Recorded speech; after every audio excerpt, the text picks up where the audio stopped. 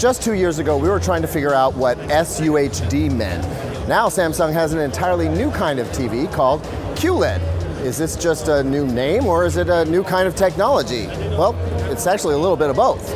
We can break QLED down for you into 3 distinct factors. There's picture quality, there's new design and user elements, and then there's a new smart TV interface. But first, for you video geeks out there, this is not the new emissive display that maybe you were hoping for. That hasn't come along yet, but there are some key differences in the picture quality. Chief among them is that the viewing angle is much, much better than it was before. That's been one of our huge complaints. You move off axis, and then all of a sudden the picture washes out and the color goes down and things get dim.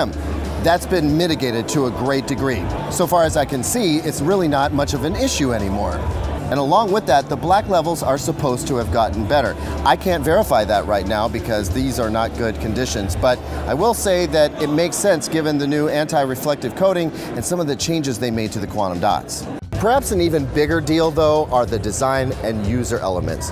Take this easel-style stand. You can now put the TV on the floor in your home without having to have a credenza or an entertainment center. And you can route the cables up through the stand itself, so everything is very clean. This looks like something that you might expect from a company like Bang & Olufsen, for example. If you are going to go with a traditional tabletop mount, Samsung has a new option here. Something very striking, very obvious. This inverted cone of a stand looks very cool, and it also swivels, which is kind of a return of a usability factor that we used to have and then suddenly disappeared. Well, now it's back. I think the bigger deal, though, is this new wall mounting structure. This lets you basically hang the TV on the wall with no gap at all. Traditional Visa mounts push things out several inches from the wall. This lets you get almost zero gap between the back of the TV and the wall, and that makes for a much cleaner installation. This might be one of the coolest things that I've seen so far, though.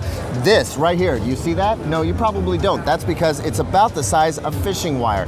That's actually the fiber-optic signal cable coming from the One Connect box, passing all of the video signal up to the TV itself. So you connect everything to one little box that hangs out with your Blu-ray player, your video game console, whatever, and all of the video signal comes right up through this nearly invisible line. Now, as long as you've got power going to the TV, you'll never see this going up your wall. As if all that weren't enough, they're also a little bit smarter than last year. They'll recognize more of your devices automatically, and you can just control them with your TV remote without having to do anything. And if you're a sports fan, there's some special secrets in there for you as well. Tell it about your favorite team, your favorite sport, and it's going to automatically recommend things for you to watch anytime during the day. They're brighter, they're more colorful, they're definitely a big step up from what we saw last year. That's everything you need to know about Samsung's QLED TV.